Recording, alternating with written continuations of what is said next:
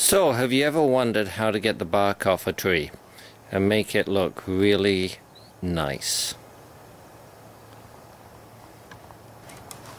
Hi, I'm David Edgley with the Log Builders Workshop, and today we're going to look at pressure washing a cedar tree. This is one of the easier trees to pressure wash the bark off, and once it's finished it'll go from basically a forest look to an extremely nice shiny finish like this.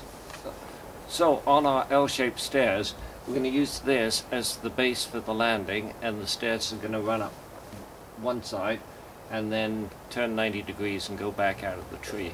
And we're going to sort of have a look that's sort of foresty, as if a tree had fallen onto this, and also a tree had fallen off, broken off at the top and fallen onto the landing.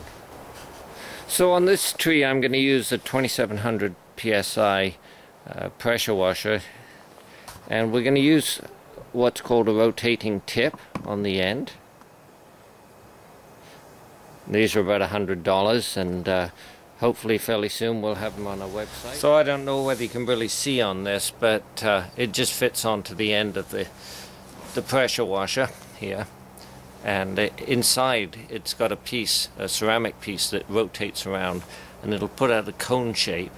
And it's basically a point, from my understanding, of water, but instead of spraying, you know, in one direction, it rotates around, so it has a lot more cutting power. You know, 2700 psi is probably the minimum to do this, although you probably could get away with less. And up to about 3500. You're going to have to be careful not to break through different layers in the wood. We'll take a look at that in a minute. So as you can see, I've got my Helly Hansens on. This is pretty wet procedure. A pair of air muffs because it's really noisy, and you'll also want to have a pair of safety glasses, because the stuff that gets fired up into your face is pretty amazing. And a pair of gloves, and usually, although I can't find them at the moment, I wear neoprene diver's gloves, and especially in a climate like this where in the winter it's a little on the chilly side, it'll keep you warm. So it's time to get going.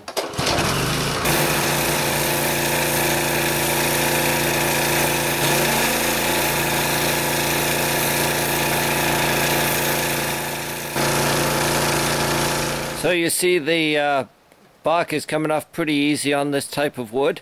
It's red cedar, and you're left with a nice underlayer. That's the summer wood that you're seeing.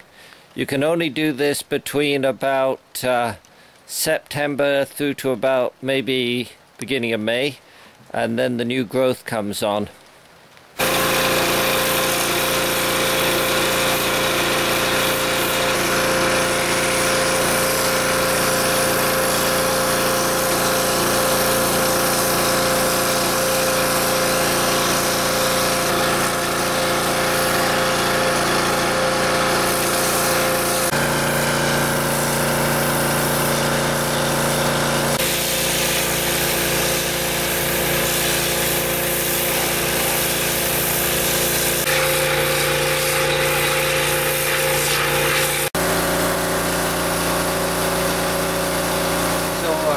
Once you've got off all the bark, there'll be a little layer, and it'll turn, you won't notice it to start with, but it'll turn brown like this, and that's the cambium.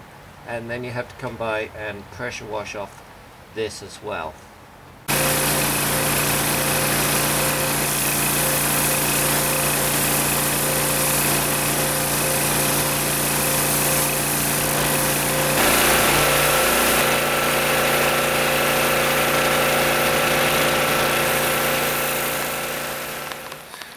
So we're moving into late evening here, and it's coming down pretty good, but we got it all finished up, and you can see it came out really quite nicely.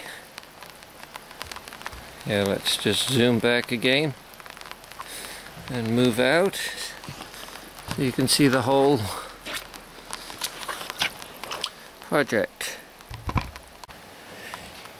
You can see by doing this that it really brings out all the ripples and everything in the wood. And we've got rid of the cambium layer, so it's almost like a work of art just by itself.